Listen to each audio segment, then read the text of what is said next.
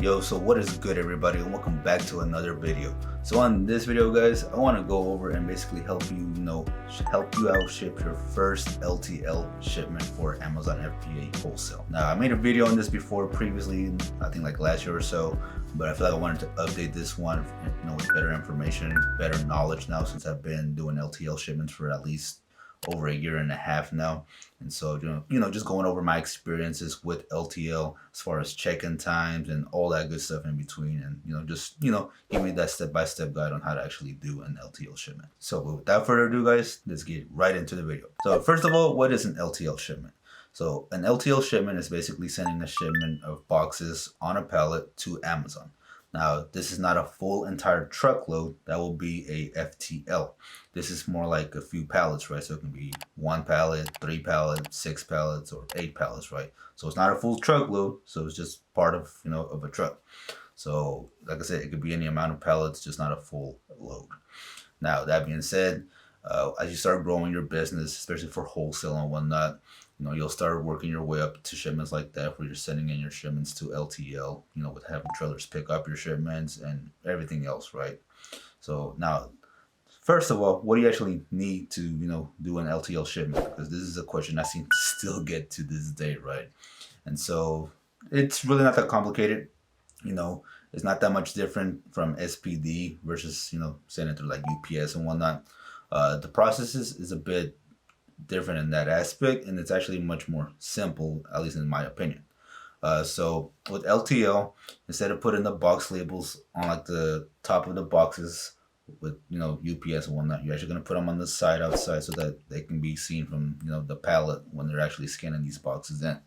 Now, one question I always get is, bro, but what if I have a ton of little boxes that's in the middle and the barcode is not scannable or even visible, right? So in my experience, I've sent pallets like this before and I have had no issues. I think Amazon just wants to at least see the outer layer of the pallet, with visible scannable labels, right? So to them, that's probably their main concern, is to see the outside. And, as they get deeper and deeper inside the pallet, then they'll see those other labels, which shouldn't be an issue, right? So again, that's from my experience. I've had no issues whatsoever. And I've yet to hear anybody else have any issues doing this either, right? So that I'm aware of, it's not a big deal. You're okay sending them, just inside, outside, whatever works for you, okay? So now, the next thing about LTL too is that, you got to put it on the pallet, right? So I believe the pallet size needs to be 40 by 48, if I'm not mistaken. Fact check me if I'm wrong on this. I don't have it on, the top of my head. But, it just can't be too huge. It can't be too small. It just needs to be like a decent, perfect size, right? So now when it comes to pallets, there's really 2-3 ways you can go about getting pallets for your LTL shipments. So first of all, you can look for them for free around any small business around your areas, right? There's a ton of small businesses that, they receive LTL shipments, but they don't need the pallet themselves, so they just throw them on the side and just leave them there, right? So you can drive around in like a truck or something, pick them up and save you some money if this is your first time doing LTL. Now, as you start growing and whatnot, that becomes very time consumable. So at that point, it might make sense to actually buy some pallets. Now, my favorite way of buying pallets is through small businesses around locally. So for me, example, I have a box manufacturer that actually sells pallets. So I'll actually buy from them. They'll ship to the house, actually. They'll just charge me like a residential fee or whatever. It's not that big of a deal. But, it saves me time. I don't got a truck big enough to be picking up stacks of pallets. So I'm okay with paying that extra for, the convenience of them delivering it to me. So no worries for me. Plus, I end up buying tape and some boxes if I need some from them as well. So, it's a plus plus. Third option, you can try Uline and stuff, but those pallets are super expensive. I think last I checked, they were like 20-25 bucks. I mean, that is very expensive for some pallets. And I would really resort to that last if very possible, because it's a lot for a pallet. I mean, 20-25 as you start growing. I mean, dude, I'm saving like 15 bucks a pallet by not buying from like Uline and stuff. So that's a major difference, especially when you're trying to input your cost of goods, fighting for that buy box and stuff. Those are some heavy margins that really eat up some of your profits. So yeah, as far as pallets go though, those are a few ways that in my experience I've been able to receive pallets. So try whichever one fits for you and your business and go from there. Now, as far as the prepping wise, we mentioned earlier that the box needs to fit perfectly.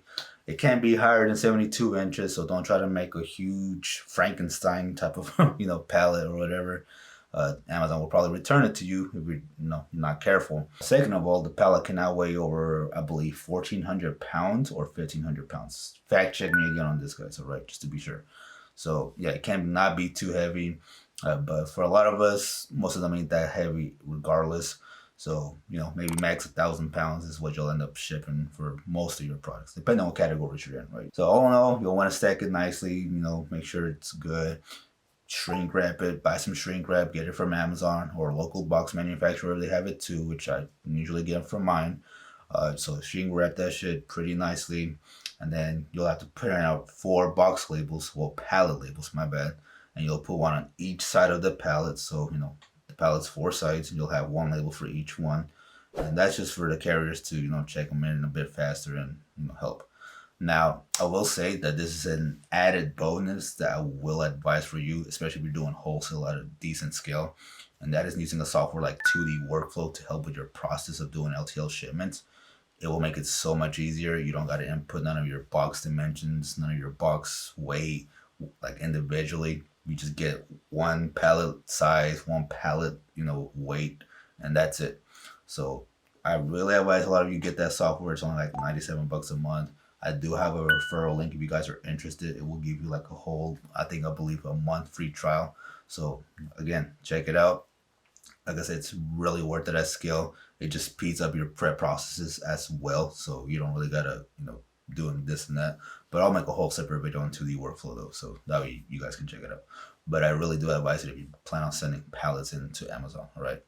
Now, as far as the pickups and stuff, I know a lot of people ask me, like, bro, what kind of carriers do you use for your LTL shipments and whatnot?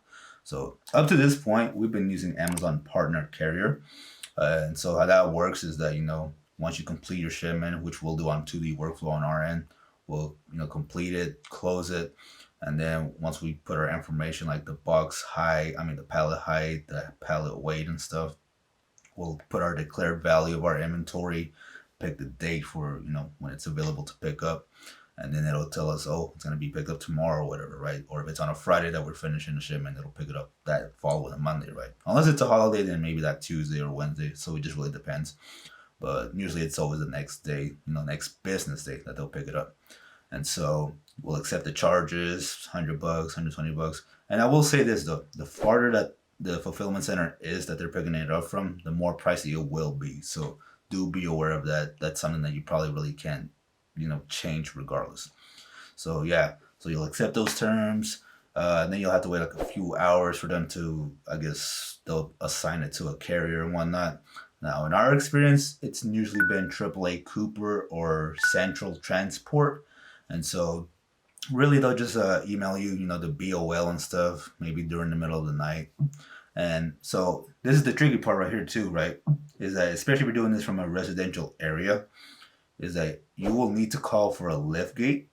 And if you don't have a pallet jack, you'll need to possibly call for one too. So how that works is that once you receive the BOL, you look at it on your email and whatnot, you'll see who the carrier is. It'll be AAA or whoever. So what you'll need to do is you'll need to wake up super early and literally call that carrier. So look for their phone number on Google or whatever. So just type in like AAA Cooper, contact or whatever, and literally give them a call that morning and tell them, hey, I have a pickup schedule for today. It's through Amazon. Make sure you always mention Amazon because a lot of these carriers have a specific, like, I guess, branch or whatever for those pickups. And, tell them, I'm going to need a lift gate and I'm going to need a pallet jack because I have neither one of those, tools on me. And so that way, whoever's picking up your shipments will actually come with those equipments and, actually get your pickup. Because otherwise, they're going to assume that you have a lift gate and then there's no way you guys are going to get that shit up there. Unless you plan on putting it up there and shrink wrapping it up there, which, yeah, nobody's going to be wanting to do that. So make sure you do call ahead of time. Now, if you have a warehouse and stuff, I'm pretty sure it's easier since you will probably have a loading dock or something. So shouldn't be too big of a deal. But I'll let you guys know once we get a warehouse down the road. So, but for those for residential areas though, that is exactly how you would do that process. Now, I will say when I first started doing LTL shipments, I'm gonna assume because they're not used to doing your pickups, they don't see you as a normal customer. They did mess up a lot of times in the beginning. So you'll hear the stories about, oh, they didn't pick up my shipment, they waited a whole week, they didn't come with the lift gate, they didn't come with the pallet jack. And again, guys, I do think it's because they're not used to you as a customer, okay? So, those first few shipments, they're gonna be terrible. Hopefully not, but don't be surprised, if they don't pick it up the next day, they forget the lift gate. Like, there's gonna be so many issues in the beginning that is gonna kind of turn you away. But I highly suggest you guys just keep doing it, because after a while, you know, once they see you as a regular customer, they'll actually have you in their database. Like for us example, I don't even need to call for a lift gate no more. Like they already know that we're gonna need a lift gate, and that's already automatically inputted. So that saves me a headache from having to call someone every morning. So yeah, that's a big plus. So, and again, it's because they see us as a regular customer, right? They already know we need a lift gate, no complicated processes. They come on the day of, unless it's a really heavy day for them, which is very rare. So maybe once or twice throughout the year we've had delays, but aside from that, it's just been a very good experience for us at least. Now, as far as the drivers and whatnot, be cool with them, be respectful. Their job is very, intense as far as driving long hours and stuff. So, just bear with their attitude and whatnot. Just say, hey, how you doing? Just, keep a small conversation unless they're really, friendly and whatnot. Then do what you want with that. But yeah, all in all, I mean, it's not too bad of an experience. Now, as far as the check-in times and whatnot, again, I do advise using 2D barcodes to possibly get your shipments checked in a bit much faster. But I do think at the end of the day, it does depend on the facility they go to regardless. So, but I don't have too much data to really prove that or not, because previously the shipments, the facilities that my shipments will go to used to check in pretty fast. Now they're a bit slower, so maybe it's a Q4 thing, but who knows, right? So all in all, though, it hasn't been too bad. Experiences have been pretty good. So yeah, all in all, that is basically the process from the beginning to the end of how an LTL shipment really works. Okay, and it's scary to do your first LTL shipment. Don't get me wrong, because you're dealing with the whole 18 truck wheeler. You have to get a pallet jack and whatnot. And actually, I skipped out on the pallet jack tip. So if you don't have a pallet jack, again, you're gonna have to request one. But if you do want to buy a pallet jack, if you have the money, you could get one from Uline like I did. Cost me $2,000 with the scale, which I highly advise, because I know my boy watching Amazon advised me to get one with the scale because it was gonna make it easier. And yeah, he was right. So it was pricey, but well worth it. If you don't have the capital like that for a pallet jack like that, then I advise looking on Facebook Marketplace. Usually some businesses will try to get rid of them for cheaper. Most of the times you'll find one without scales, so maybe 300, 500 bucks max. So that being said, though, you are going to have to weigh your boxes individually with a different scale, and then just tally up the total with the pallet weight and do your numbers like that, okay? At scale, that can get very annoying and tedious, so that's why I do advise you guys get one with the scale, so that it makes it so much easier that you're not wasting time having to weigh all these boxes, right? So, but again, with due time, as long as you continue growing and scaling, you can upgrade to the better one. So, but all in all, guys, that is basically the process. Like I said, it's scary at first, but once you do your first few shipments, it becomes secondhand, natural habit. And yeah, from there you just start growing, sending more shipments into LTL, and really start scaling your wholesale business. All right. So, but without further ado, guys, that is basically it for this video. Sorry it took so long, but I really wanted to go in depth of all the steps of how this process works. And so hopefully if you watched to the very end, guys, I truly appreciate you guys. Let me know in the comment section down below if I missed anything whatsoever, or better yet, what's your experience been with LTL, all right? So with that being said, though, guys, I am out. Peace and have a great day.